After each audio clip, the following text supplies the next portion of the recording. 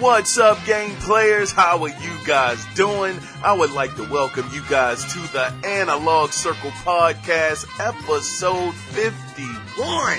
I'm your host, Keon Mitchell, and let me tell you I truly appreciate you guys tuning in for another episode of the Analog Circle Podcast. Now, if you are listening to the music in the background, that's right. Any of you guys that are familiar with the podcast, you know that when you hear that music, it is a giveaway. So this month, actually, shout out again to Mr. Mestino Davis, who actually was kind enough to actually give 2 different games to the podcast. Now this, I must tell you guys, it's for PC game players only with these 2 games. Now, the 2 games that Mr. Mestino was kind enough to give away this month. One is actually called Tales of Zestiria, and the other game is Naruto Shippuden Ultimate Ninja Storm 3 Full Burst. So for any PC guys out there that are interested in one of these, all you have to do is name that game. Now, you know what? I'm going to throw something else in there really quickly, just real quick, because not everybody that listens to the Analog Circle is a PC gamer. I'm a console gamer. I know some of you guys are console gamers, so how can I leave you guys out? I can't do that. So this is the thing. If you are a console gamer as well, you will have the chance to win a $25 Xbox card or a $20 PlayStation card. Even if you are a Nintendo fan, I will give you a $20 or $25. I don't even know what the prices are on those things. If they got $25 ones, I'll be happy to get one. But anyway, it'll be up to you guys. All you have to do to enter this contest is reach the Analog Circle Podcast at the name, which is the Analog Circle Podcast at gmail.com, or you can call in and leave your answer at 443-261-4607. So without further ado, brother and sisters out there, here is the Name That Game challenge for this month. Here we go.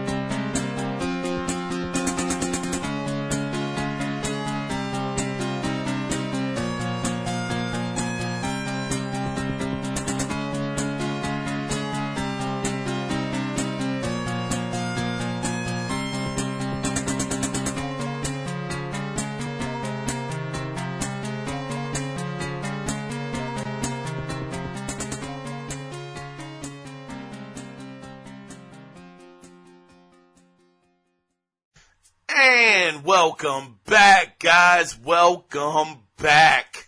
Now, for you guys that heard that soundtrack, I'm going to give you 2 clues as to what game it could be. The first clue that I'm going to give you is this game was released in the arcade first, and then it came to a home console. I'll give you a third clue. And the home console, of course, if you heard the soundtrack, you already know it's from the 16-bit era. So for any of you guys that are interested in either one of those 2 games or getting a Xbox card, a PlayStation card, or a Nintendo card, one of those of your choice, all you have to do is enter the contest. Now, outside of that, I wanted to let you guys know that I want to start something a little different with the podcast, with the Analog Circle itself podcast, not the offshoots, not the bonus stage, and not the plus,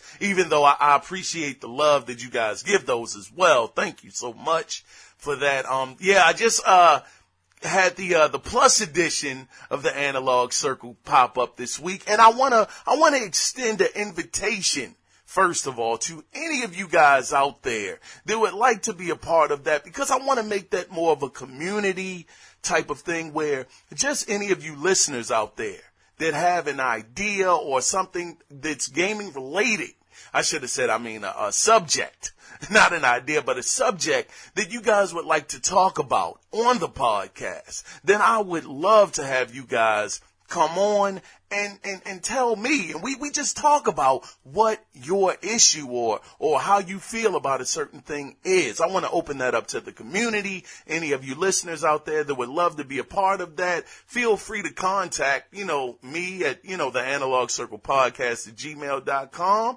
or feel free to call the number 443-261-4607. The first guest was, of course, if you guys heard it, Mr. Mastino Davis. Shout out to him. It was actually his idea to name the podcast the Plus, Analog Circle Podcast Plus Edition, because we were trying to keep it, with gaming related subject matter, and that was his idea. So shout out to Mastino Davis for doing that. And once again, shout out to him for giving away those 2 games as well. Thank you so much, Mastino. But yeah, like I said, that's just what I want to do. So if any of you guys want to be on, as long as you have Skype, we can make it happen. It's no problem. But moving on from that, I also wanted to do something a little different, like I alluded to just a couple minutes ago. I want to start the show off with the feedback section, because I don't think it's fair to the listeners that do write in or they actually leave voicemails to have to wait to the end of the show. I don't think that's the way that it should be. So I'm going to start it off every week now. If you guys want to, participate, feel free, and know that your email or voicemail will be played at the beginning of the show. So we have to start this off, of course, with the all-star of this section of the podcast. He's definitely been the one keeping this section alive for I don't know how long now. But you guys already know him. He's a regular person that writes in, and I truly appreciate him for it. We're going to start off with Mr. Cody Clark. Now, the name of his email is Extra Fun Pack $4.99. Here we go. He says, there was a time when games were fully realized, and what they had is what they got.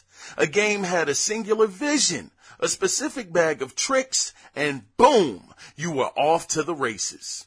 There was no App Store in Super Mario or Crusader, no alternate skins for pre-ordering Duke Nukem 3D. No keys required to open chests or repair items like what Ultima Forever did. Evolve showed us how bad pre-order/pay for whatever could be. You can still have fun even with a play for free idea. But most games seem to either take a working game and lock parts away behind a paywall, or just try to come up with excuses for microtransactions. I don't need any power-up CCG cards in Halo or experience bonuses in Call of Duty. Everything has RPG elements, and you prestige in this and specialize in that. Heck, even really fun games like Borderlands 2 had a thing where you could buy currency to use on a special chest for epic loots. In the big picture, making games has become more accessible. You don't need to know BASIC or assembly or C or C++ anymore. Games were 40, 50, 60 plus on consoles, thanks to Nintendo. He put that in parentheses. And the prices have sort of sat there. All the extra costs came in expansions and special edition crap. I forgot the question. I was too busy reminiscing about playing old games with friends in local split screen co-op. Mr. Cody Clark, once again, brother, thank you so much for your emails. They are very, very much so appreciated. And I agree. Back in the day, a game was what a game was. Like he said, it came with a certain gimmick. It had, a certain bag of tricks that it pulled from, and that was the game. You never got DLC weeks later or extra characters added months later and all of that jazz. Now, I don't want anybody thinking that it's a hate thing against DLC, because some DLC is cool. If you're into a game and you enjoy that game very much so, and you would like to continue with it, I don't think it's anything wrong with the DLC per se. But I do think it's a problem when you take certain features out specifically to sell them later when they were actually part of the original game. That's where the problem comes in. I don't think anybody is mad necessarily about DLC. It's just when these practices happen where these publishers are actually telling them, lock that part of the game away. We don't want to give them that for free, even though it was part of the original campaign. We're going to lock it away, make them pay for it. Nobody wants that. Nobody. Now, I understand that, games are very expensive to make.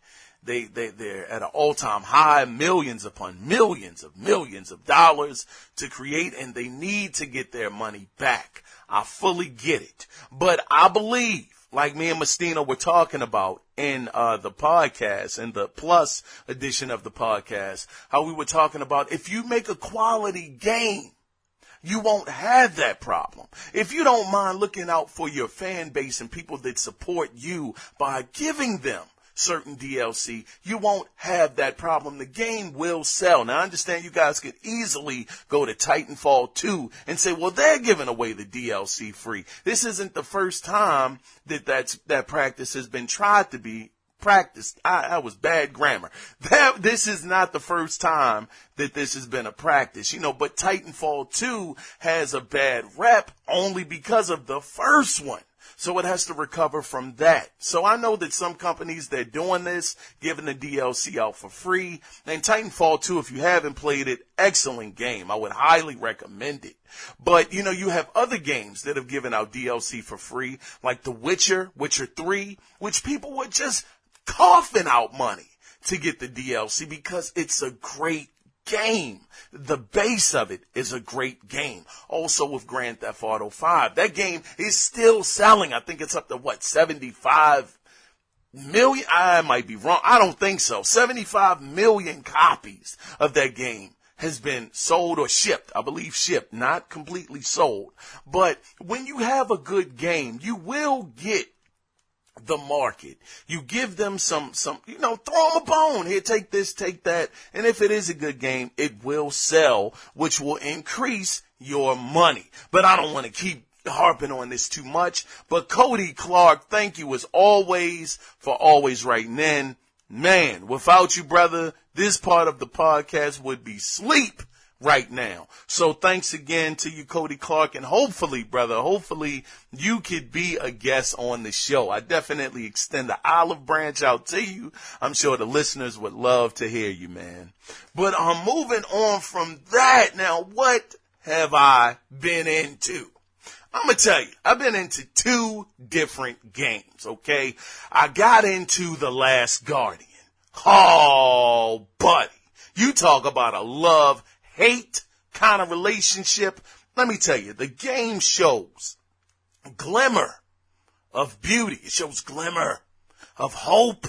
It shows just little inklings of a game that could have been great, but it is completely doggone just marred with problems, with control problems, and with actually, having the Trico bird do what you want him to do.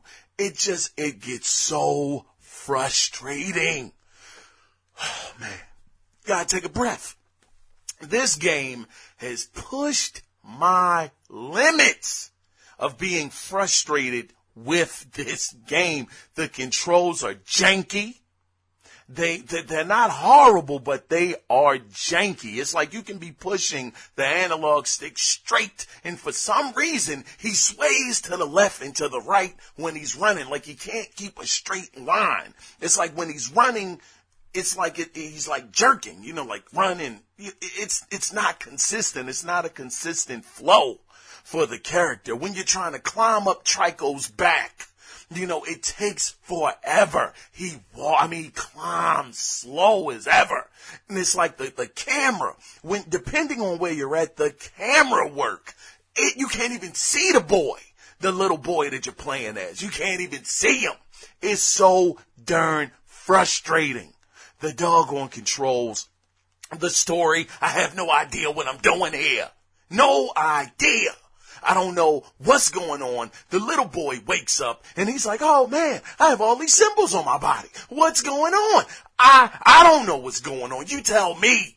I have no idea what the story is. It's this narrator. He comes in from time to time to tell you something is going on. I don't know. It just looks like they're trying to escape some kind of tavern, a cavern, or something, man. And he's just trying to get Trico out of there. He's trying to get out, but I have no idea what the heck the story is about. The enemy types that you run into, you can't do anything with them. You can't fight them. Once they grab you, all of these different symbols pop up, and you gotta keep pressing all of the buttons to get the symbols to go away. Then they let them go. Then you try to run again, and then they catch you again. It's just, it's frustrating as heck.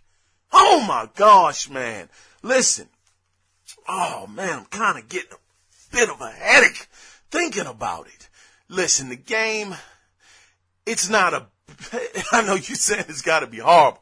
It's not a bad game. Like I said, it shows glimmers of a game that could have been great, but I think it's marred by the controls.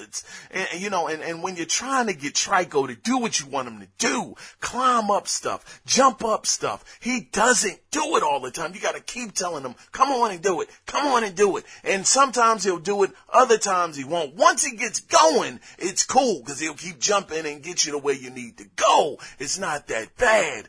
But goodness gracious, he could have, the Trico bird dog situation, no character there. He could have been really, really cool if they just made it so he could listen, that the AI was a little better with him. He definitely bails you out of situations and stuff. And I mean, it's a great concept because I've never played a game quite like this. Yeah, to a certain extent, it is a bit of a, what do they call it? An escort mission somewhat, but he's the one that's actually protecting you. So, that kind of separates it a little, but then in turn, you got to find him food and keep him, active and running because he will get tired if he doesn't get food after a while. He'll just lay there. So it's like kind of like they're bouncing off of each other. He does all of the heavy lifting, with fighting the enemies off, and you got to make sure that you direct them to get them out of the place. I mean, if I had to give it a score, man, I mean, like I said, I'm about 6-7 hours in. I would give it a 7. I almost want to give it a 6.5, man, but 6.5 might be a little brutal, so I would go with a 7. It's not a bad game. It's just a frustrating game with the camera work, angles, and all of that stuff. But that's it for The Last of Us. If you guys want to get it, I would say rent it first. That I would say definitely rent that joint. Redbox it or get it from the other spot. I can't think of the name of it. But yeah, do Gamefly. But outside of that, I've actually been playing Mafia 3. I beat that finally. That game was awesome. Had a wonderful time with it. It was great. Thoroughly enjoyed it. And what you might not know is that game actually has 3 different endings, but it can have 6 different outcomes. Now, the outcomes, it's with the underbosses. I'm gonna just leave it at that. But great game. Thoroughly enjoyed it. The story was very, very good. I've stuck by it. It seemed like to me the game got a little better as I kept playing it and kept going with it. It was repetitive, yes, but it was a really, really good game, man. I thoroughly enjoyed it. Would highly recommend it for anybody out there that's a Grand Theft Auto fan. No, you're not going to get those same levels of GTA, but what a wonderful game. And speaking of Mafia 3, almost forgot. You know what? Let's jump into, because I've rambled on way too much, but let's get into what we all come here for. That's right. Let's get into the gaming news that went down, starting out with Mafia 3. Now, Mafia 3 will be getting several story DLCs, starting with the first one being released on March 28th, entitled Faster Baby. Yeah, that's the name of it, which will take place in St. Clair Parish, which is a new location right outside of New Bordeaux.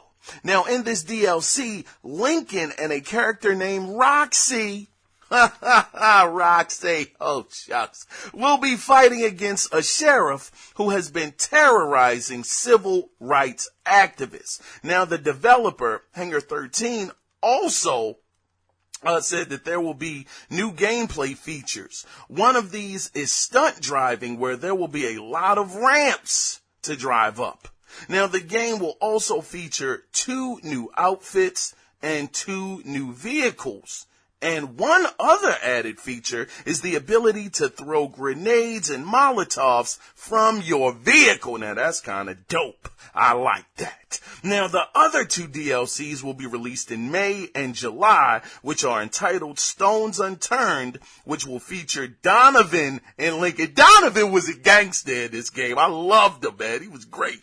But Donovan and Lincoln, and the other one is entitled Sign of the Times, which will be about cults and investigation. I'm gonna tell you, man, I am going to get at least 1 to 2 of these. I have to. That's how much I enjoyed the game. I usually don't get a lot of DLC, but Mafia 3, they made me a believer. I started out being real shaky on it, somewhat disappointed, not fully, but just a little disappointed, and ended up thoroughly enjoying the game by the end. So this is a must buy for me. And since it's coming out next month, I will be getting that, and I will definitely give you guys my impressions on this. Faster Baby is the name of the DLC again, and we're gonna go ahead and move on to the next situation. Now, I'm sure many of you are aware of this, but Microsoft will be having their E3 press conference on Sunday, June 11th at 5 p.m. Eastern Standard Time. Now, if you guys want to get more of my thoughts on this,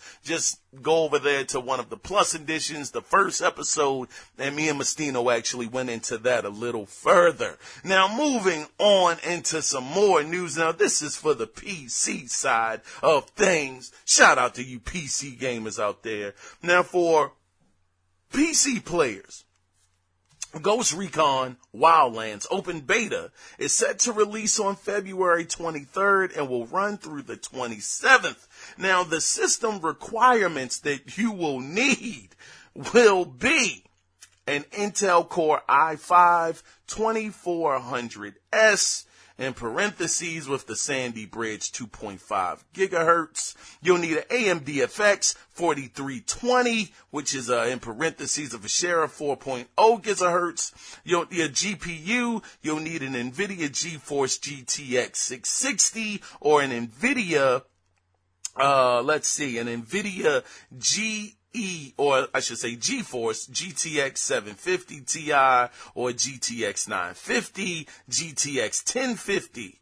Now for Radeon HD, you'll need a the Radeon HD is a 7870, the AMD Radeon R920 270X. I'm botching the heck out of this, but bear with it, brother. AMD Radeon R9 or I should say 370X, or AMD Radeon RX 460. Now, the RAM that you will need is at least 6 gigabytes of RAM. The OS system you'll need is Windows 7, Windows 8.1, Windows 10, and it'll have to be a 64-bit. Now, the input is, of course, a keyboard, mouse, Xbox Elite controller, Xbox 360 controller, DualShock 4 controller, a Steam controller, Ouya controller, and a Logitech Chill Streak. Now, I botched that. Hopefully you guys caught those specs, because I'm going to be honest, I did not. But moving on in some Xbox news. Now, Xbox backwards compatible news has Rage being one of the new backwards compatible titles, as well as Killer is Dead and Shred Nebula. Those 3 games are now backwards compatible. Let me tell you something. Rage was a beautiful looking game from back in the day. I played it a little bit. I didn't think it was that great though. I didn't like the gameplay of it, but God, dog, you talk about a beautiful looking game that showed what the hardware could do on the PS3 and the 360.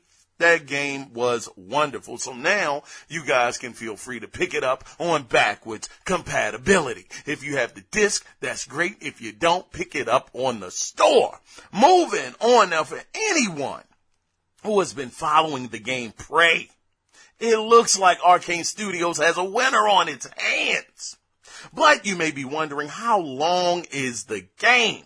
Well, according to a media event that was held, Arcane Studios revealed the length of the game could take between 16 to 22 hours to complete, with the average time coming in at roughly 20 hours. Now, this game, of course, you guys may know or may not know, this game will be released on May 5th. This is a game I'm really looking forward to. I played the original Prey, and I thought it was really, really interesting. Thought it was pretty good. At the time, it was a beautiful looking game. I did not complete it, did not finish it, but it was really dope. I like some of the extra superpowers that you would get. Not superpowers, just regular powers that you would get. And it was a really good game. So I think that Prey, this game, Prey, it'll be great. Arcane Studios has been on a good run. Bethesda Studios as a whole has been doing great, so I don't think they're going to stop. And they've been very consistent with their releases of games. So if any of you guys are interested, like myself, in this game, the length, 16 to 22 hours, 20 being the average. It's a great time. May 5th, people. Moving on to the next story. Now, from now until February 25th, you can purchase a PlayStation 4 Slim model for $249.99, and you will be able to choose from 2 different bundles. One of these bundles is an Uncharted 4 bundle, and the other is a Call of Duty Infinite Warfare bundle, which a code will be included with your purchase to download the remastered version of Modern Warfare as well. So Sony is look, they are ahead, hands down. Microsoft, I am very doubtful that they will ever catch Sony. They are ahead so far in the distance, but yet they keep staying competitive. $249.99 for this bundle. That is an excellent deal. Uncharted, I know that's they're saying that's the physical copy, and Modern Warfare looks like that's going to be a code, or it may be a code for the remastered version, because when I got the PlayStation 4 last year with Call of Duty in it, whichever one that was, it actually gave me the physical copy. Black Ops 3. They gave me the physical copy of the game, and I was pretty shocked by that. So it's possible that both of these bundles give you a physical copy of the game, but they continue to push forward. I wouldn't be surprised. I just wouldn't be. We're 4 years in. I wouldn't be surprised if Sony at E3 possibly drops their base PlayStation 4 down to $250 and then have the Pro down to $349.99. I got a feeling. I could be definitely wrong because Sony is so ahead, they have no reason to do that. But we'll see though. But however, it's a wonderful, wonderful time to go out and get a PlayStation 4, especially for people that are IRS balling. That means you got your taxes back and you've been waiting to get items with that tax money. I know people do it. I know I would do it. Shucks, let me tell you. But moving on to some Activision news. Now, Activision has announced that the Crash Bandicoot Remastered trilogy will release on June 30th and will have a few added features, which will include real-time lighting, increased texture resolution, and more. That's all they said. Also, interesting enough, there was no mention of the game being a PlayStation exclusive. So this game could be coming to the Xbox One possibly, and even the Wii U. Heck, we know Activision wants that money, and they're gonna get it the best way they know how. And how is that? Put the game out on every single platform and let people just go at it. So either way, this is another game you can chalk up for this year in the summer, which is a good time, because in the summertime, what happens? Not a lot of games get released. So Crash will have a chance to have his little bit of time in the sun. People who have missed him, you can play the remastered version and have a wonderful time. Let me tell you something though, man. I got to be honest with you, brother. Crash, I did play it. If any of you guys, here's a spoiler in 3, 2, a spoiler about Uncharted 4. Let me, just say that. Okay, in 3, 2, 1. You might want to skip about 10 seconds. When I played it in Uncharted 4, let me tell you something, brother. I said, God dog, I didn't remember this game being this daggone rough to play. That camera angle when it's facing you, whoo-hoo, brother, it was not a fun time in the city.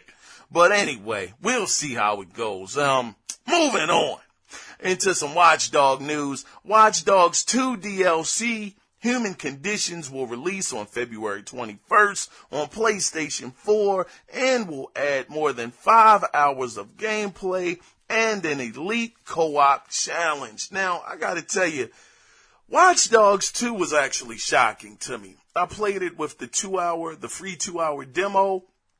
And I'm going to tell you, man, I was thoroughly surprised at how well that game was. I didn't think it was going to play that great, but I found myself really entwined and really enjoying the characters in the short amount of time that I played it. Now, I did buy it for the PlayStation 4. I have not opened it. It's still in the wrapper. It's probably going to remain in the wrapper because upcoming next week is a bombshell. And we know that is Horizon Zero Dawn. I'm choking on air. Excuse me. Horizon Zero Dawn. That's a game that I've been looking forward to for darn near, 3 years now? And I'm looking forward to getting my hands on that. That is a day one purchase. But nonetheless, Watch Dogs 2, more DLC, February 21st. Moving on into some Capcom news. Here we go again. Capcom just will not go down without a fight. Now, you guys may remember back in 2013, a game called Deep Down, which was an RPG, was supposed to release exclusively on PlayStation 4. Hence, since the game has been silent. But now it appears Capcom has filed with the U.S. Patent and Trademark Office on February 9th to renew its trademark. Now, this same thing happened last year when they actually renewed it. Now, according to producer Yoshinori Ono, the game has undergone some radical changes since it was originally announced. He also said the team was thinking about showing something that looks completely different from what was previously shown, but it might be a while from now. Listen, Mr. Ono, okay? Listen, brother.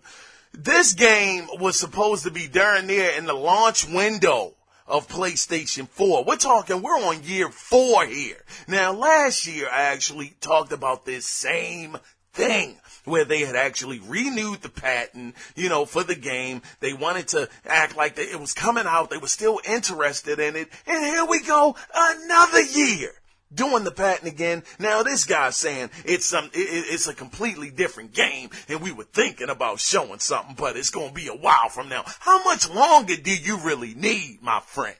I mean, good grief, 4 years, friend. When are you going to show something? I mean, if the game is in development and it's taking a turn, hey, that's fine.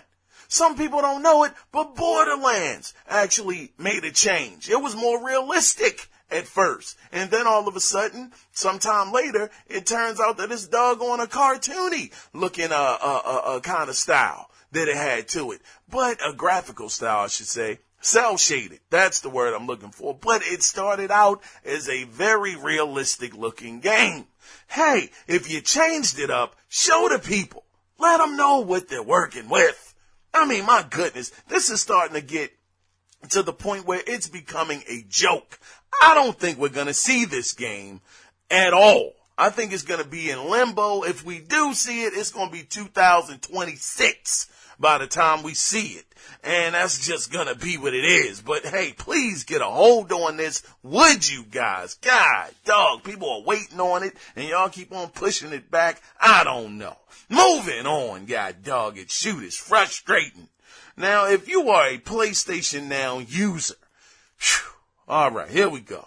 Now, if you're a PlayStation Now user and don't own a PC or a PlayStation 4, then you may want to either start finishing up the games that you started or cancel your subscription, because starting August 17th, the service will be canceled. That's right, they're canceling it all. They're canceling it on the PlayStation 3. They're canceling it on the PlayStation Vita. They're canceling it on the PlayStation TV. Heck, they are even canceling this service on the Sony Bravia TVs, the Sony Blu-ray players, and Samsung Smart TVs. Now, the reason why Sony is doing this, Sony said, they believe that by dropping support for those different platforms and concentrating on 2, it will build a better user experience. Woo-wee-day. Wait a minute, Sony. Now, they are saying that this is what they're doing. This is the move. I mean, they're spread everywhere, and this service is not catching on. Let me tell you something, Sony. Hey, friends over at Sony, SOE or Sony whatever.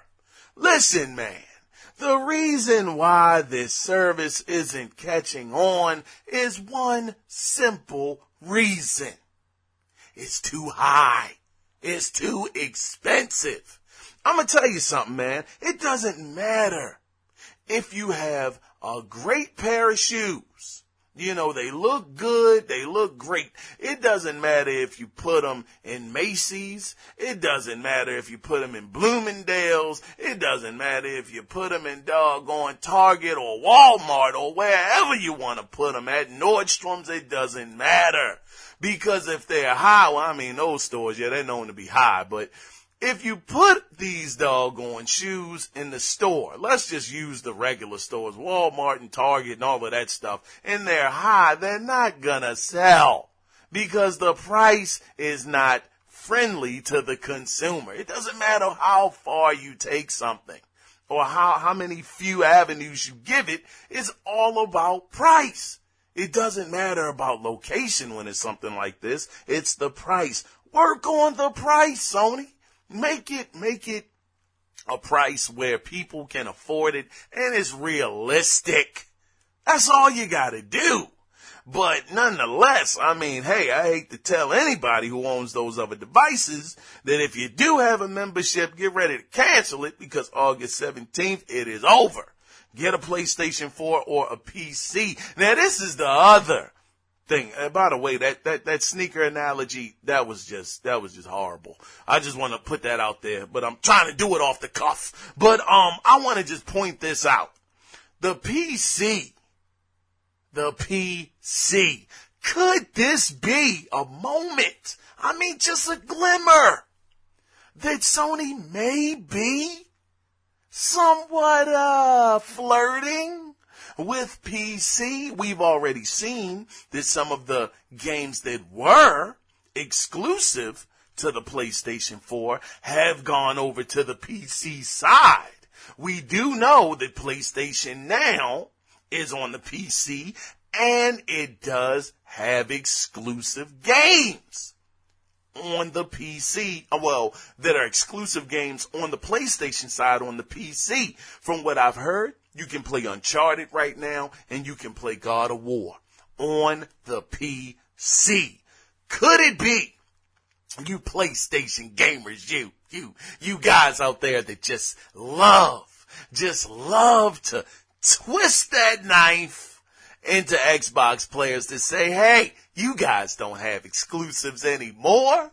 You guys are on the PC side too. We don't need an Xbox. Could it be that Sony could be giving you guys the same situation? Where Ni no Kuni 2, we know that's not just on the PlayStation 4. No, it's on the PC. So you guys out there, you Sony guys out there, y'all are something else. Oh, y'all are just something else. Y'all just may find yourselves in the same position as guys who have enjoyed Xbox. Where that community, the Xbox community, can say, hey, guess what? You don't have exclusives either. It's funny to me. It's just so funny. I just love to see the agenda. I love to see how people twist and turn words. And I'm looking forward to seeing what Sony guys say. Cause to me, it's gaming. I own both consoles, and that's a blessing.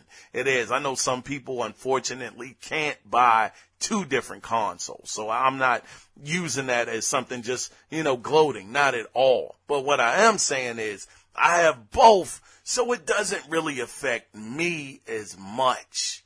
It's all about the games. It's not so much about the platform. It's about the games to me. So I don't get caught up in just the fanboyism. Yes, I am a fan. I'm a fan of Microsoft, and that is my preferred platform. But I gotta tell you, since I've been playing the PlayStation 4, and they've been having some pretty dope games, and Last Guardian might have just doggone burned me up, but they've had great games, so I've been finding myself playing the PlayStation 4 just a little more, but I'm just saying that to say that it's about the games, not so much the platform. And you PlayStation guys out there, you fanboys, I'm gonna call you out, who are out there that like to always push that narrative that the Xbox doesn't have any exclusive games anymore. Just saying, you might find yourself in the same situation possibly sooner than later. Moving on, I harped on that way too long. Sorry about that. But moving into some Microsoft news. Now, in an attempt to counter Sony, Microsoft has temporarily dropped the price of their system. Yes, the Xbox One and the Xbox One S.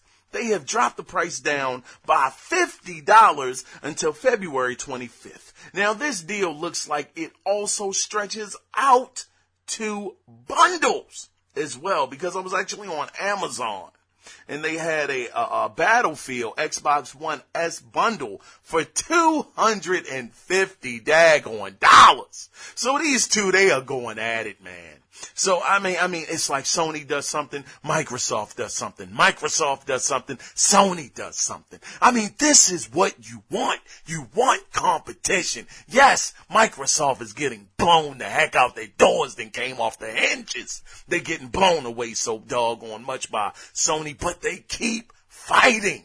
They keep going at it. And that's what you want as a customer, as a consumer, as a fan. As a person that supports the platform, you want someone that's going to stay hungry. Somebody that wants to be in the fight and not getting complacent. And neither one of them are doing that. You know, it's like one does something and they just counter each other. That's what you want. You want to fight. You don't want one to just back down like, oh, they got us beat. We're up against the wall. We can't compete. We're just drowning here. No, they are fighting. So for anybody out there that wants an Xbox One S, I'm going to tell you, I've enjoyed my Xbox. But hey, look, I'm going to be honest with you, okay? I've been a little worried about the games, man. I'm trying to figure out what they got coming out this year. Microsoft has always had something every year, but Phil, good old Phil, he says, don't worry, quote unquote, this is the best year for Xbox. This is going to be a heck of a year, you know, for Xbox. And I mean, I know Scorpio is coming out and all of that good stuff, but we'll see, Phil.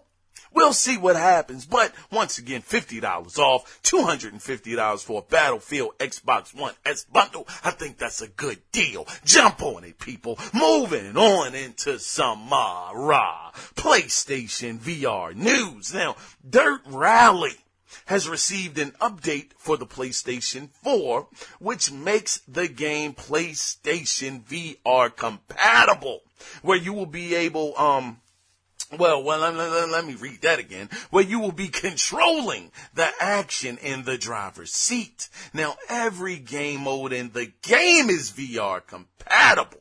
Now, I'm sure hill climbing, listen to this, hill climbing is one of the modes, man. I'm sure hill climbing is going to be very, very interesting.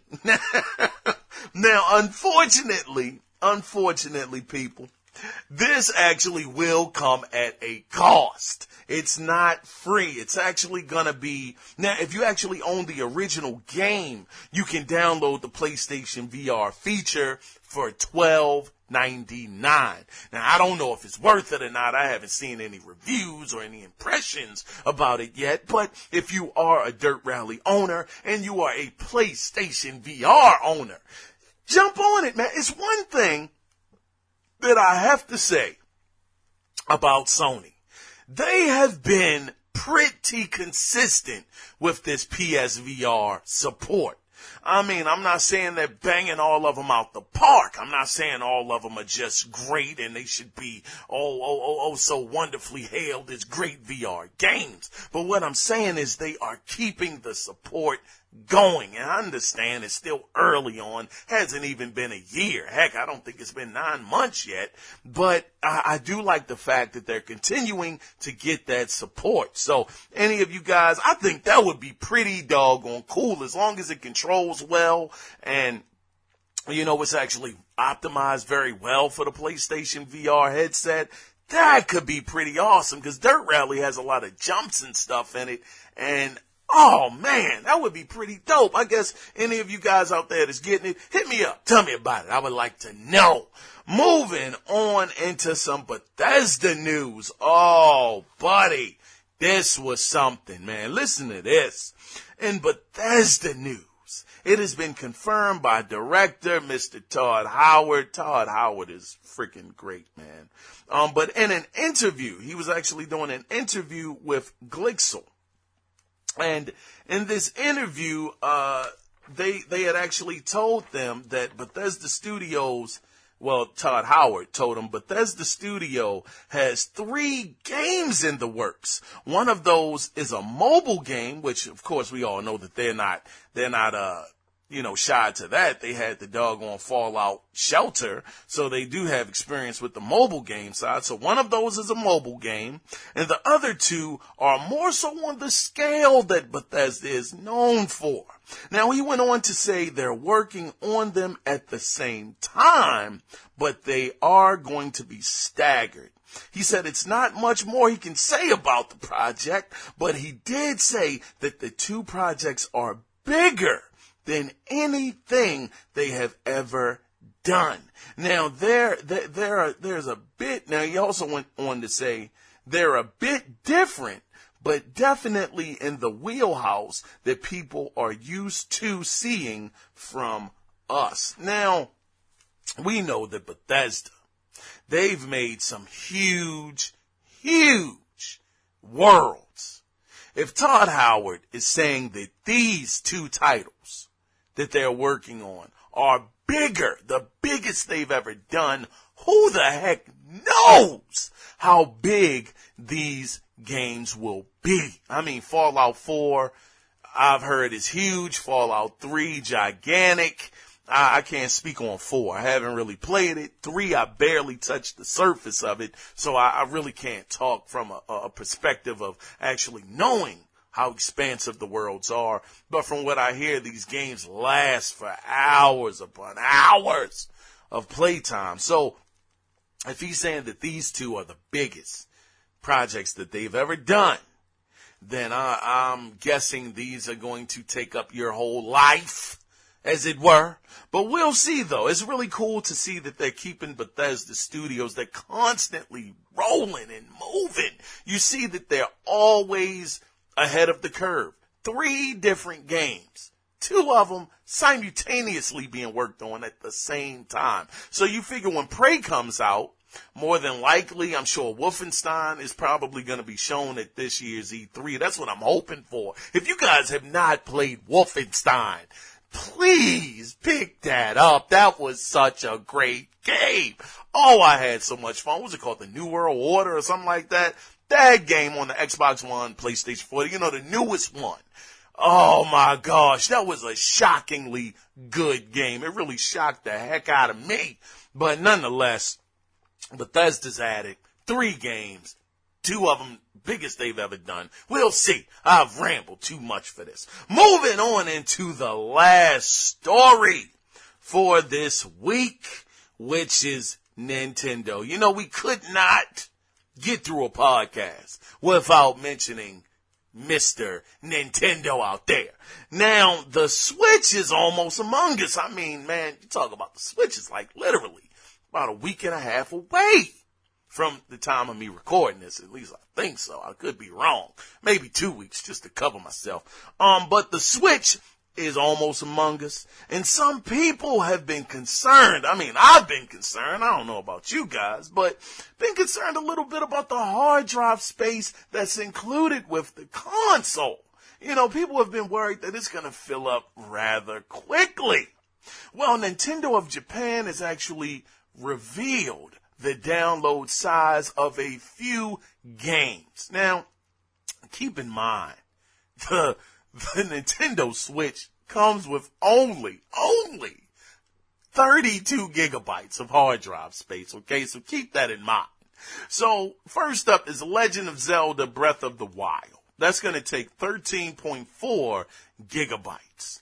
Mario Kart Deluxe is going to take 7 gigabytes. This game called Snipper Clips, cut it out together, takes up 1.60 gigabytes. You got Disgaea 5 that takes 5.92 gigabytes. Puyo Puyo Tetris takes up 1.09 gigabytes. I Am Setsuna takes up 1.40 gigabytes. Dragon Quest Heroes 1 and 2 takes up 32 gigabytes. Now, the next one is no Bunagas Ambition, takes up 5 gigabytes. Now, I gotta tell you guys, it's worth noting, and of course, you guys that caught it, definitely caught it already, but Dragon Quest Heroes, that is going to need a separate SD card to install it. So already, before the system has even officially launched, yes, it's a couple out in the wild here and there that people have got their hands on, but already a game is exceeding what the hard drive can handle as it is right now. 32 gigabytes for Dragon Quest Heroes. I don't know how this is going to turn out, man. Nintendo, I love Nintendo. I don't want to see them leave. Sometimes I gotta be honest, I say maybe they might just be better off being a third party, but they bring innovation to the market. They bring it to the industry. That's why I want them to stay around. But why would you do this to your user base? Why would you do it? Just put in 150 gigabytes. Heck, the 360 and the PlayStation 3 had 250 gigabytes of hard drive space back then. And games aren't even taking up what they take up now. Why would Nintendo do this? I'm going to tell you why they did it. They're doing it because they can get money off of the SD cards. That's the only thing I can believe. That's the only thing. I don't think that these companies necessarily want to gouge you for money. I mean, sometimes it's just obvious that that's what they're doing. And I got to admit, this just seems obvious that this is what Nintendo is doing. They're actually making a game already where you can't install it on what they've given you. That's the thing. They've given you this hard drive. They gave it to you in the system. I mean, you bought it, but that's what they gave to you in it. And you mean to tell me you have a game already that you can't even use what Nintendo gave you to install the game on? You already got to go out and get another SD card. This is something, man. Nintendo, I hope they're successful. I want the Switch to do well. I do not want it to tank, but god dog, it's things like this that will upset people. Not everybody wants to go out and get the SD card. And I understand most of those other games, they would be fine. You could get several of those different games on that hard drive. But when you're talking about games that require more hard drive space, why not give people at least enough to get a few games this size on the hard drive? I understand that some of you guys could even say, well, heck, what about PlayStation 4 and what about the Xbox One? They only gave you 500 gigs in the beginning. That's not a lot of hard drive space either. That is a very, very, very true point. But my counter to that would be that you can at least fit several different games on the hard drive, and it's not to the point where you can only put one on their hard drive. I don't know. You guys chime in, I should say. Let me know your thoughts on this. But anyway, that is going to do it for the gaming news this week. So stay tuned, guys. We're going to get into the question of the week after a little bit of what I like to call video game theater. Stay tuned, guys. They're tracking us. I know that, but we aren't soldiers. We don't have your kind of stamina. You got enough to complain. Hey, wait! No, don't leave me! Let go! No, hell no, you're my only way out of here! No!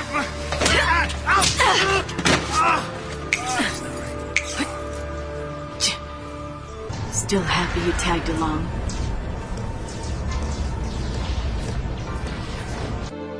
Let's get you out of here. Hands off. I'm taking her home. Sis. I'm not your sister. You couldn't protect her. It's your fault Sarah's my bride-to-be. I promise to be hers forever. I don't care how many years I have to wait. It's over. Open your eyes and face reality. And welcome back, guys. Welcome back. We are in the last section of the podcast where I ask you guys a question. Definitely want to get your opinion on the matter. Now, this week's question is to you guys, what does the Xbox Scorpio need to be successful? That's my question to you guys. We know that the press conference is coming up June 11th on Sunday at 5 p.m. Microsoft has made those changes, as well as Phil Spencer touting that this is the year for Xbox. You have the Scorpio that's coming out, the Xbox One Scorpio, that will be premiering at that event. I'm very sure of it. We'll get further details into it. But where are the games? Where are the games, Phil? Phil says they got them coming. They're coming down the pipe. So that's my question to you guys. What does the Xbox Scorpio need to be successful? I would say it needs a great price point. It needs to show that the console itself needs to show out of the gate why it's worth it. And let me go into a little bit more detail about what I mean by that. If this console is powerful like they say, hopefully they can make it so similar to the PlayStation Boost mode where certain games that you had will benefit from the power, the extra power that the console has. So maybe having you know off the top what it's offering to a game. Let's say it has a mode similar to Boost mode where you can take a game that might have been 30 frames per second, you can bump it up to 60 frames per second at 1080p, not so much 4K resolution. But you can see that it's actually upping the ante of the game out of the gate. And I think that's what the PlayStation Pro actually suffered from in the beginning, was it wasn't really showing you outside of Tomb Raider what the system could do for some of your old games to optimize them. So hopefully Microsoft has looked at Sony and seen what they might have done wrong, and they will fix this out of the gate. But they need to show why this hardware is so much better than the Xbox One itself and the Xbox One S. They have to show the benefits right off the top. Outside of that, they need exclusives.